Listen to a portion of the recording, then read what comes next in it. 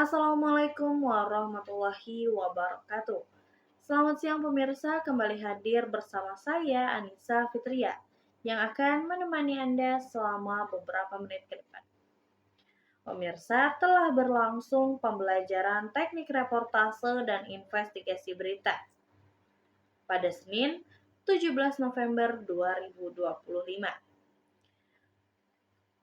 Pada pertemuan kali ini, kami menjelaskan tentang proposal penelitian jurnalistik investigasi. Saya akan menjelaskan proposal yang dilakukan oleh kelompok 2, yaitu di balik Jalan Kota Serang, Potret Gelap Anak Jalanan. Pemirsa, di balik ramainya jalanan Kota Serang yang setiap hari dipenuhi aktivitas warga, tersimpan sebuah kenyataan yang jarang kita lihat. Di sudut-sudut kota, anak-anak jalanan berjuang untuk bertahan hidup dalam kondisi yang jauh dari kata layak. Siang ini saya akan mengajak Anda untuk mendengar lebih dekat potret gelap yang tersembunyi di balik kemajuan Kota Serang. Di berbagai titik jalan protokol Kota Serang, mulai dari lampu merah Cicerih, kawasan pusat perbelanjaan, hingga trotoar di pusat kota, kehadiran anak jalanan semakin mudah ditemui. Sebagian masih berusia sekolah dasar, sebagian lainnya remaja yang sudah terbiasa hidup keras di jalanan. Mereka mengamen, menjual tisu, menawarkan jasa pembersih kaca, bahkan hanya berdiri menunggu belas kasih pengendara. Namun di balik itu mereka membawa cerita masing-masing. Ada yang terdorong oleh himpitan ekonomi, ada yang lari dari kekerasan rumah tangga, ada pula yang tidak pernah mengenal dunia sekolah.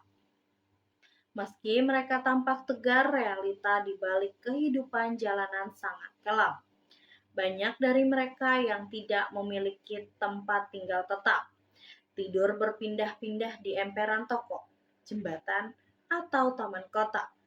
Mereka juga rentan terhadap kekerasan, eksploitasi, hingga ancaman narkoba.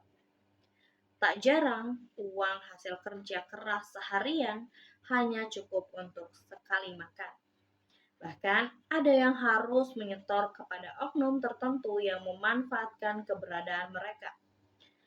Pemirsa, meski pemerintah memiliki beberapa program pembinaan, implementasinya belum sepenuhnya menjangkau mereka. Data yang tidak selalu akurat, fasilitas yang terbatas, dan minimnya pendampingan membuat anak-anak ini kembali ke jalan setelah upaya penertiban dilakukan.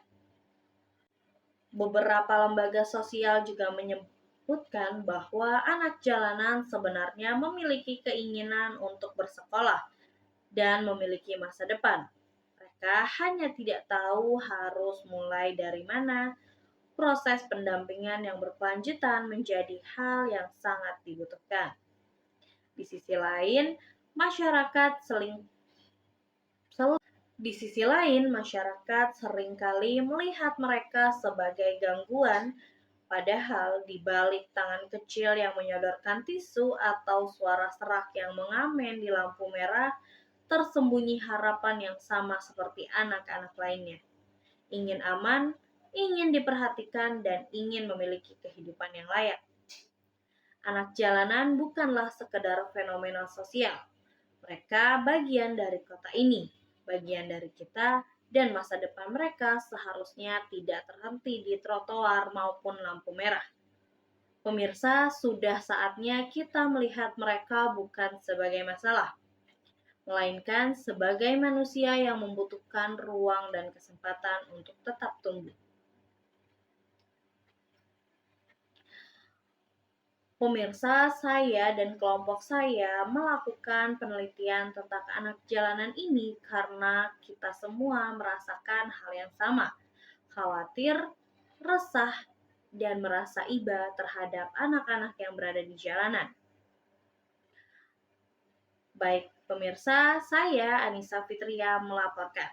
Semoga laporan ini membuka mata kita semua bahwa di balik indahnya jalan-jalan Kota Serang ada cerita yang tidak boleh kita abaikan.